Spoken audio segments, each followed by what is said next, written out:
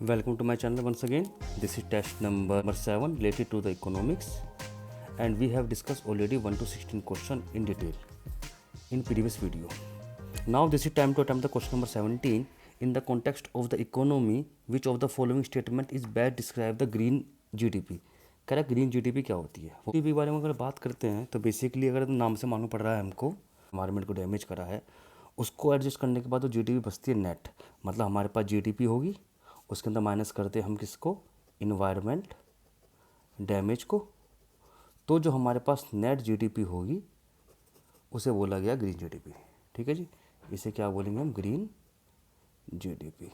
तो सिंपल सी बात, GDP calculation after adjusting for environment damage, answer is D. Simple सा question है, कोई बड़ा क्वेश्चन था नहीं, सिंपल सा क्वेश्चन था ये। क्वेश्चन नंबर 18 पे चलते हैं। As per the Jobs for Resilience South Asia Development Update release by the World bank, world bank ने एक रिपोर्ट निकाली, नाम है उसका job for resilience south Asia development update. ठीक है, वो अपडेट दिया उसने द साउथ एशियन रीजन के बारे में, include the India is not ripping it is demographic dividend. और ये कह रहा है कि साउथ एशिया के अंदर इंडिया जो है रिपिंग नहीं कर रहा डेमोग्राफिक डिविडेंड के अंदर। तो in this context there some following are given, कह रहा है low share of the women in employment, ये हमारे पास सही है इसका। Weak employment trends in the non agriculture sector, का नॉन एग्रीकल्चर सेक्टर के अंदर वीक एम्प्लॉयमेंट, ये भी सही है हमारे पास। Employment ratio of the region is relatively lower than other emerging economy, कह रहा है अदर इकोनॉमी के हिसाब से अगर देखा जाए तो इसका जो रेशो है एम्प्लॉयमेंट रिलेटिव का वो हमारे पास कम है। ठीक है, अगर हम बाहर का देखा जाए तो 70% करीब है outside of India, outside of India के अंदर, जबकि यहाँ पर साउथ एशिया में देखा जाए तो 59% है। ठीक है, तो ये अभी भी हमारा सही है। दूसरा हमारे पास नैरो डेमोग्राफिक विंडो है, वो कम है इसके अंदर, विच इज़ टू एक्स 2035, कह रहा है जो नैरो डेमोग्राफिक विंडो है जो ख़त्म हो जाएगी 2035 तक, गलत है।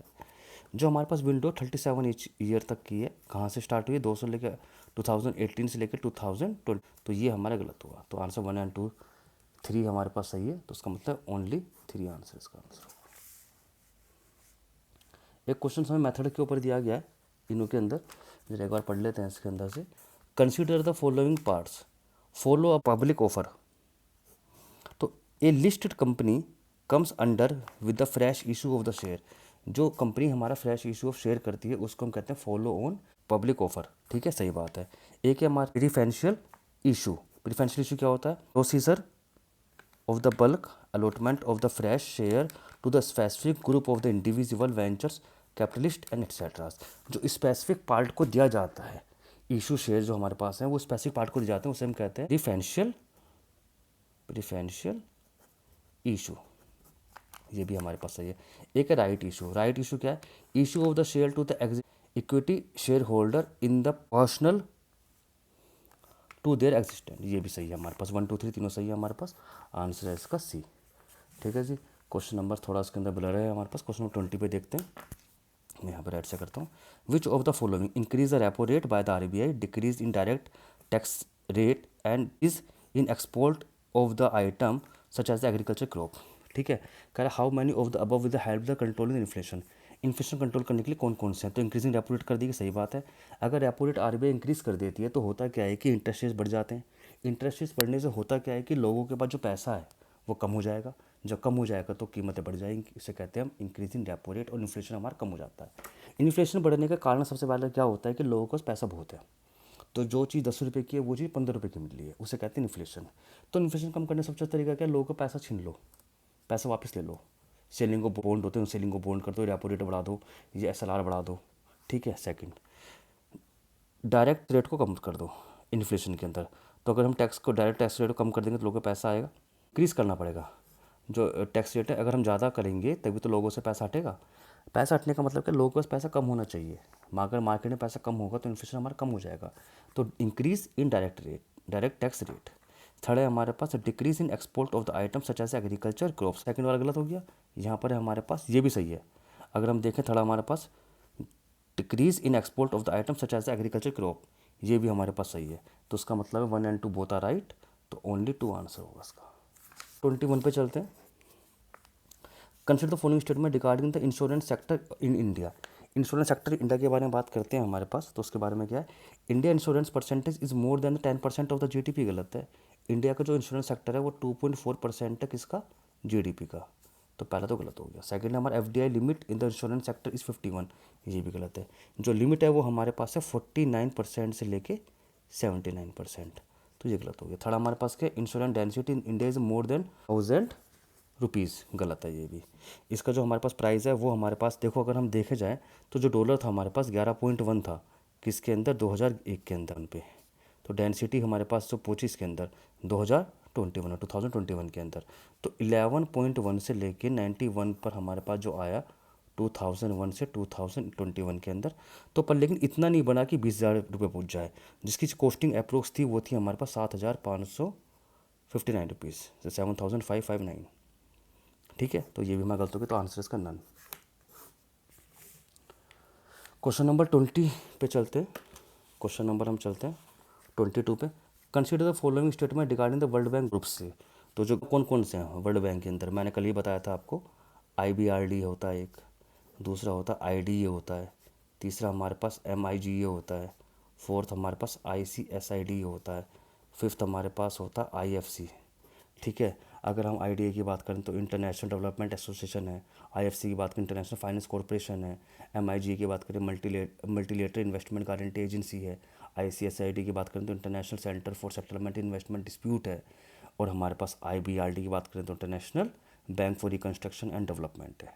ठीक है, correct. To join the World Bank group a country first to need to become the member of the IMF, बिल्कुल सही है। ठीक है, the international bank of the reconstruction development offering the interest free loan कौन नहीं देता, पहली बात याद करो। तो सेकंड हमारा गलत है। तो डेवलपमेंट को प्रमोट करने के लिए डेवलपिंग कंट्रीज़ को लोन जरूर देता है पर लेकिन इंटरेस्ट फ्री नहीं देता। India is a member of the all 5 constituent of the World Bank group, ये भी गलत है। इंडिया से कोई मेंबर नहीं है, तो आंसर इसका ए। क्वेश्चन नंबर हम चलते हैं 23 पे। Consider the following action of the RBI के जो फॉलोइंग एक्शन को हम देखते हैं। तो कह रहा है इंटरेस्ट रेट को कम कर देना, तो डिक्रीज इन इंटरेस्ट रेट, एक हमारा increasing in the reserve requirement, एक है selling government bond. How many of the above the action RBI during the house and contractionary monetary policy, इनमें से ऐसे कौन से हैं जो मॉनिटरी पॉलिसी जो है उसको कॉन्ट्रैक्ट करते हैं। ठीक है, तो हमारे पास अगर देखें 23 का आंसर हमारे पास पहला हमारे पास क्या है, गलत है भाई, इंटरेस्ट रेट को कम करना। अगर हम एक्सपेंसिव पॉलिसी के अंदर देखते हैं, एक्सपेंसिव पॉलिसी के अंदर अगर हम दो तरह की पॉलिसी होती है हमारे पास, अगर हम देखें, एक हमारे पास है एक्सपेंशनरी और एक है हमारे पास कॉन्ट्राडिक्टरी पॉलिसी। तो डिक्रीज इन इंटरेस्ट रेट, अगर हम बात करें कॉन्ट्राडिक्टरी के लिए, तो ये हमारे पास एक्सपेंशनरी की पॉलिसी का पार्ट है। इंटरेस्ट रेट को डिक्रीज कर देने से क्या होता है भाई, डिक्रीज हम इंटरेस्ट रेट कर देंगे तो एक्सपेंड होगा ना हमारे पास, तो ये गलत हुआ। क्या करें, कॉन्ट्राडिक्टरी करा, increasing in the reserve requirement, ये हमारे पास सही है कि भाई रिजर्व रिक्वायरमेंट को बढ़ा देंगे, जैसे SLR को बढ़ा देंगे, सेलिंग गवर्नमेंट बॉन्ड को सेल कर देंगे, ये भी सही है। तो एक्सपेंशनरी के प्रोसेस का पार्ट हो गया हमारे पास। ठीक है, तो कॉन्ट्राडिक्टरी का मतलब ये है कि लोगों के पास पैसा कम होना चाहिए। ठीक है, एक्सपेंड हमें इसको नहीं करना। एक्सपेंशनरी पॉलिसी का मतलब क्या है कि government investing money in the market, पर इन कॉन्ट्राडिक्टरी मॉनेटरी पॉलिसी का मतलब हमारे पास क्या है कि जो पैसा है in the hand of the peoples is decreasing. तो कैसा करेंगे, हम रिजर्व रिक्वायरमेंट को बढ़ा देंगे, सेलिंग गवर्नमेंट बॉन्ड कर देंगे, तो लोग खरीदेंगे उसको, लोगों का पैसा कहाँ चले आएगा, गवर्नमेंट के पास चले आएगा। तो उसका आंसर क्या 2 है, तो ओनली 2 आंसर है इसका। क्वेश्चन नंबर 24 पे चलते। Physical deficit, gross physical deficit is obtained excluding the both revenue receipt and non debit creating the capital receipt from the total expenditure, सही है। इसका फॉर्मूला है किसका, ग्रोस फिजिकल डेफिसिट का। तो अगर हम देखते हैं तो ग्रोस फिजिकल डेफिसिट का जो फॉर्मूला है वो क्या है हमारे पास, टोटल एक्सपेंडिचर जितनी हमारे पास खर्चा हुआ माइनस रिवेन्यू रिसिप्ट एक plus non debit creating capital receipts. ठीक है जी, तो ये फॉर्मूला इसका तो हमारे पास सही है। हमारे पास सेकंड है कह रहा है कि प्राइमरी डेफिसिट, जो प्राइमरी डेफिसिट हमारे पास है PD जो है वो कह रहा है ग्रोस फिजिकल डेफिसिट माइनस कर देते हैं इंटरेस्ट लायबिलिटी। हालांकि सही है ये, पर लेकिन इसमें दिक्कत क्या है, इंटरेस्ट लायबिलिटी का नहीं है, इसका आंसर है नेट इंटरेस्ट लायबिलिटी, जिसकी वजह से ये ऑप्शन होता है हमारा गलत। तो प्राइमरी डेफिसिट क्या होता है हमारे पास, GFD, gross fiscal deficit minus net interest liability, तो आंसर इसका 1। क्वेश्चन नंबर 25 पे चलते हैं। Consider the following statement regarding the sovereign gold bond के बारे में। These are issued by the RBI on the behalf of the government. ठीक है, सही बात है। दूसरा, the value of this bond is tied to the value of the gold, सही है, वैल्यू ऑफ गोल्ड जो है उसी हिसाब से बॉन्ड की वैल्यू होती है। These are traded on both Mumbai Stock Exchange and National Stock Exchange, पे दोनों पे होता है, ये भी सही है। तो ऑल आर 3 आंसर इसका। तो क्या इनमें से कौन से गलत नहीं है, तीनों गलत नहीं है जी, तीनों सही है। क्वेश्चन नंबर 26 पे चलते हैं। Consider the following statement. अगर हम एक आदमी personal income, goods production within the country, imports from the other country and fee on the service rendered by the government, कह how many of the following, how many of the above can be the source of the tax revenue of government. कह रहे इनमें से ऐसा कि जो लोगों को गवर्नमेंट टैक्स मिलता है, तो पर्सनल टैक्स पे मिलता है, पर्सनल इनकम टैक्स हम देते ही हैं, गुड्स प्रोडक्शन जितना होता है उस पर टैक्स हम देते हैं, इंपोर्ट हम किसी चीज़ को बाहर से करते हैं कंट्री के अंदर तो टैक्स देते हैं, पर लेकिन जो सर्विसेज गवर्नमेंट देती है उस पर टैक्स थोड़ी ना देते हैं, कि उसको वो काम कौन कर रहा है, गवर्नमेंट कर रही है। अब गवर्नमेंट अपने आप से टैक्स थोड़ी ना ले लेगी। तो 1 2 3 आंसर्स का आगे सी 3 ऑप्शन है। Thank you for the watching.